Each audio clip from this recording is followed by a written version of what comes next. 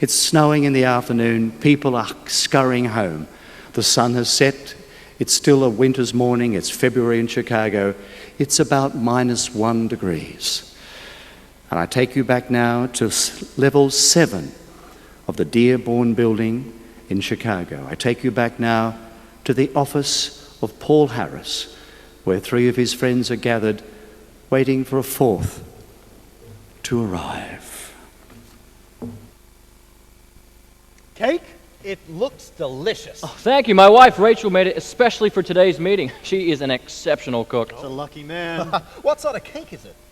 Well, it's a traditional apple cake, actually. Well, it looks and smells delicious. We really should wait for Sylvester. No, he's late. Half an hour late. You said 5 o'clock. Well, have a look at that snow. No wonder he's late. Look, Gus is right. It was 5 o'clock. I have the invite right here in my pocket. Look, it says here, room 711, Unity Building, Dearborn Street, Chicago, Thursday, February 23rd at 5 p.m. You measuring something? Oh, no. I always have it in my pocket. No, I need a new suit. Oh, really? You should drop by, sometime next week. Things are a little quiet. Yeah. This weather. Oh, God, it's shocking. When will it end? Can I get you a drink? Did I hear the word drink? My insides need warming up. My outsides are frozen through.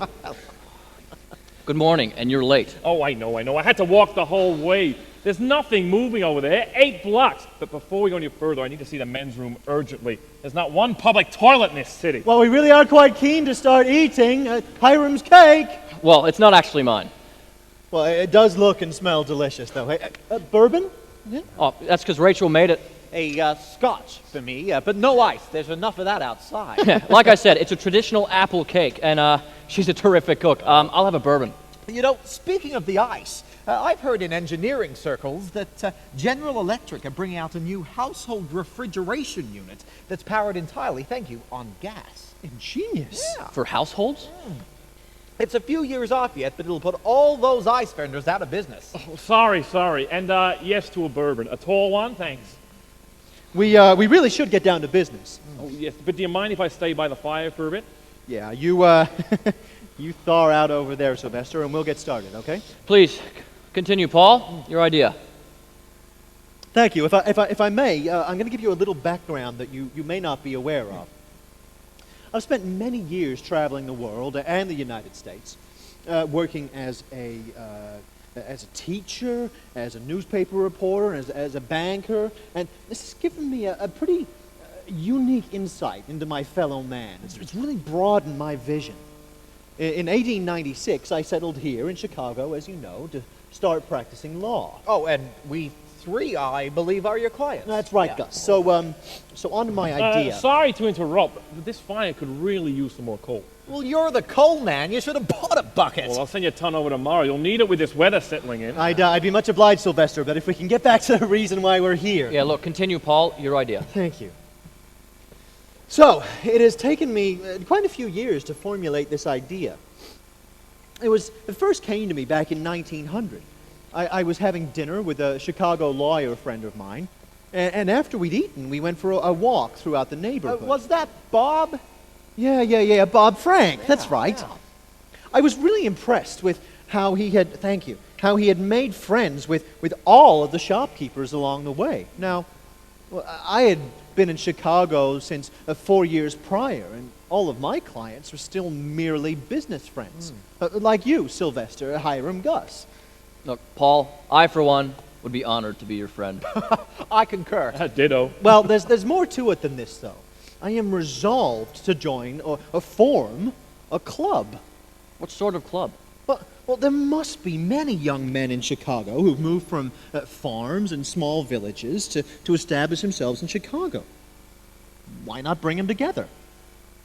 Why not form a fellowship of businessmen of various occupations without any restrictions on politics or religion? I like this. A club in fellowship and friendship? Yeah, we develop acquaintances for the opportunity to serve. Serve?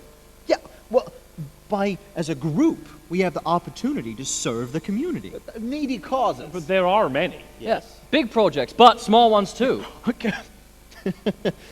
As our friend Sylvester here has found out most painfully, there are no public toilets in Chicago. Cheers to that idea. So what would our commitment be? I don't know, maybe once a week? Well, we should note out some guidelines.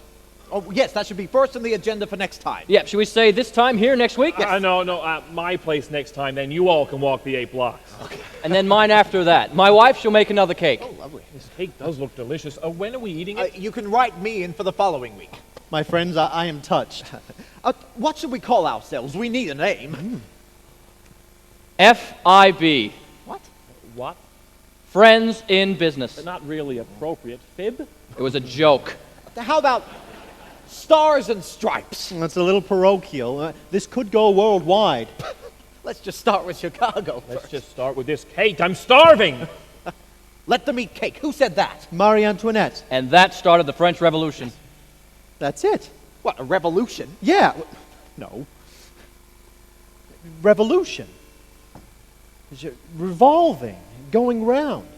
Hey, we go round from one meeting place to the other each week. Rotating. Rotation. Rotary. We're going to call ourselves Rotary. Cake? Yes, please.